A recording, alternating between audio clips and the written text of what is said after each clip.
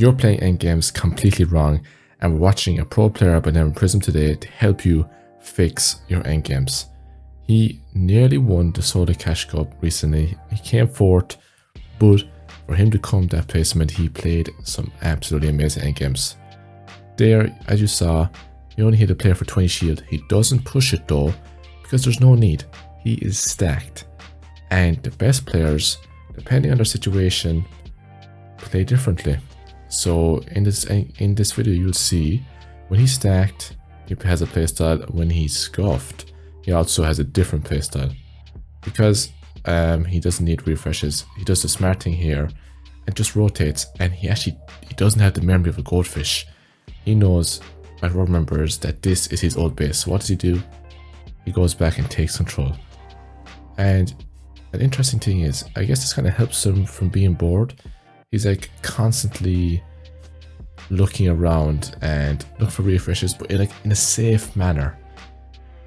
Gets a really nice shot there, aim, holds the wall, and the fella can't escape, and he gets himself a lovely refresh. He also is quite quick to loot. He doesn't spend their ages, trying to choose all the best things. He just chooses quickly and gets ready for the rotate, because Storm is now on the backside of him. Probably a bit of a misplay, but because it's like a moving zone and all the people ahead of him still aren't in their final box, because Storm will move a bit further, he probably didn't get punished as hard. I like the way too, because it's bat movement this season. Now, I don't know if the Rocket Ram is even in competitive. I don't think it is. He's doing a great job at building.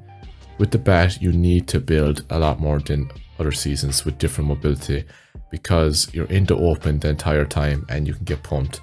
I recently played Soda Cash Cup and a Soda Skin Cup, which I actually did end up winning the skin, which is quite nice. Yeah, with the Solo Cup, I got killed or hurt so many times because I jump out with the bat and I just get pumped to the head. Really frustrating, but I want you to not make that mistake. Okay, what the guy just jumped into his box. I don't know what I'm speechless to say about that. That was just a bit fortunate, but you know what wasn't lucky? He hit his shots. Some players would not like that fortune of a player jumping through a box. They would panic and they would lose the fight, and they would say, oh, that's so unlucky. So, it can be sometimes how you look at things. I like the way though, he's not dropping onto low ground here. He doesn't need to. He's so many mats, so he should definitely stay up high and stay on a high layer. I said the same thing twice, sorry.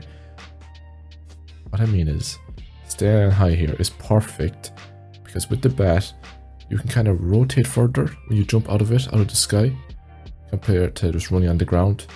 And as we know, a low ground is very scuffed or dangerous, especially at this stage of the game where the mats you have won't actually be enough to make a full tarp to play it out. So just know, guys, you usually do want to be staying on a high layer, especially in this situation where there's so many players high up and it's going through old builds. It's kind of the perfect situation to stay high so you can make your own tarp, because if it's going through old builds, what's going to happen? There's going to be a player ratting on the old ground in somebody's old builds and max pump you when you least expect it. Now he has no heals here in this situation, so he has to be very careful. Make sure to not be greedy to use his mats, because if he does get hit for any bit of damage, that's all he's going to have left. He has no heals. He does look to maybe try and break out high ground. I mean, I think that's going to be very tough. It looks very secure. Keeps looking for it though. Ooh. Yeah, to be honest, I think that was a misplay. Height looks stacked, and even though going for height can get wins, sometimes you're just better off going lower and lower and fighting off the opponents on each layer. And I mean, he did just get a really nice refresh on that guy. And 100 Chug Jug, perfect. He's not going to be able to get it off unless he stays in star for a second. He does, you know what, no harm in that. Gives him an opportunity to look up at the height. Thankfully, height is actually no longer as stacked. Oh, 10 HP. You know what, going for height there was the play. I mean, he gets the siphon, reacts, and he goes down. Maybe not the best play, but he does get top 4, and that is a good endgame.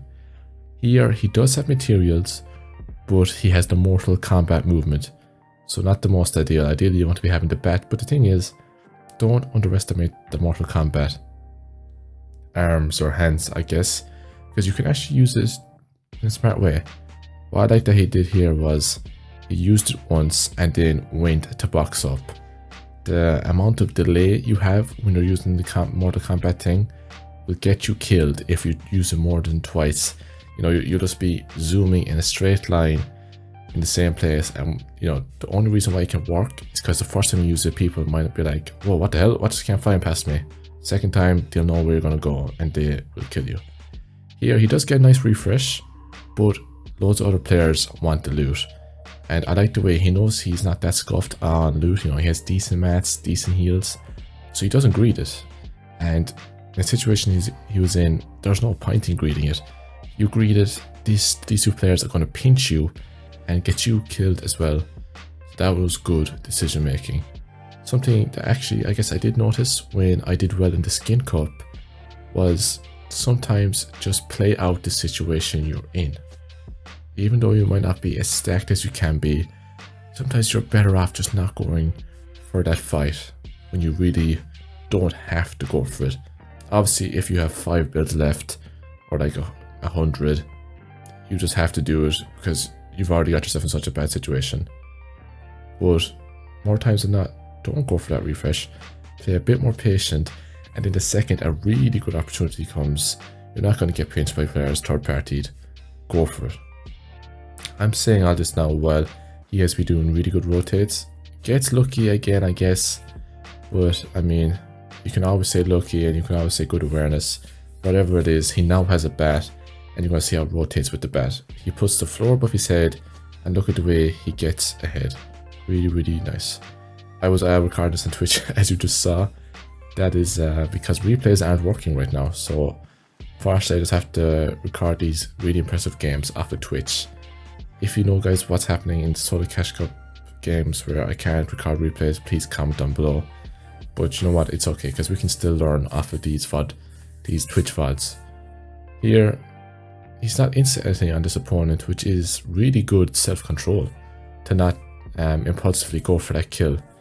I mean, one reason you edit a top cone like that and there's players on a higher layer than you, so many times you will just get beamed. And I guess another reason is he didn't need it. And if a player is running around on top of builds like that, they're more than likely not going to be the biggest refresh out there. They're going to probably have no mats and you're just going to get siphoned. And it just might not be worth the risk, to be honest. Gets a nice bit of chip damage there while doing a safe peanut butter peek. And I like this kind of box he's doing. The one full box with the walls and the stairs with the top open is really good strategy to get awareness and give yourself more space and more chance of refreshes. I was using it in the Skin Cup and it was really, really good. Gets a tagless player, keeps awareness on him, but stays back where it's safe and even runs back to where it was safe. Really like that. He's quick.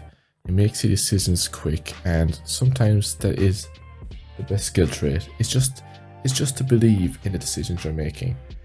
So you just don't have to panic, you don't have to overthink it, and sometimes it works.